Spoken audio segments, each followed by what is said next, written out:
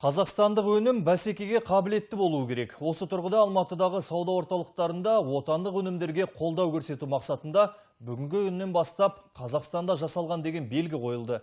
Сала мамандарының айтуынша, бұндай қадам кәсіпкерлерге демеу мақсатында жасалған. Ал экономистердің пікірінше, бұл отандық кәсіпкерлерді қолдауда оңтайлы тәсілдеуге келмейді. Толығырақ тілші материалында. Отандық өнімдерді қолдау мақсатында сауда орталықтарында төл тауарларымызға арнап сөрелер қойыла бастады. Алматыдағы мына бір супермаркетте Қазақстанда жасалған деген белгі қойылыпты. Жалпы бұндай белгі қазірге дейін Алматының 12 сауда орталықтарында қойылған. Бұл еуразиялық ортақ нарықта өз кәсіпкерлеріміздің ісін өрге домалатуға өз септігін тигізбек екен. Бізге қазір супермаркетке өз товарымызды қойбасақ, ол үлкен көмек деп ойлаймын. Сіз оны супермаркетке ол товарды қоймасақ, ол товар сатылмайды. Сатылғаннан кейін, біз оны қойсақ, ол Қазақстан азаматтарына сатып алуға мүмкіндік болады деп ойлаймын. Егер біз оны қоймасақ, ол сатылмайды товар. Мүмкіндік те болмайды сатып алуға. Алайда тұтынушылар арасында өз елінің өнімдерін таңдайтындар да жоқ емес екен. Оның себебі де бар.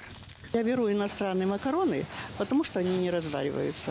Сол отандық өнімнің өзі кішкене сапалы болса, енді өзімізден сүт өнімдері негізі өзімізде мал шаруашылығы деген сияқты нәрселер болғаннан кейін, сол зат кішкене сапалы болса, түрлі заттар қосылмайтын да деген сияқты. И бағаларда сәл-пәл арзандау болса, сол кішкене бізге жақсы болар еді, тиімді болар еді. Қазақстанда жасалған деген белгінің қойылуына экономист Меруерт Махмудова келіспейді екен. Айтуынша отандық өнімдерді үкіметіміз дүкен сөрелеріне шығарғанда емес, өндіріс кезінде кәсіпкерлерге барынша қолдау көрсету керек дейді. Дәл өзім осы ұсынып жатқан мәселелерге Қазақстан тауарларын бөлек ерекше алушыларға ұсынамыз деген идеямен келісе алмаймын. Себебі менің ойымша, оны өндірушілер де ең біріншіден оны өндіріп жатқан кезде қолдау керек. Ол енді ауыл шаруашылығына сол сүт болсын, ет болсын, басқа да өнімдерді дамып жатқанда, дайындап жатқанда, сол малды өсіріп жатқанда, сол кезде көмек көрсету керек. Әйтпесе сауда орталықтары ол бағаны қандай қоятыны Құдай біледі.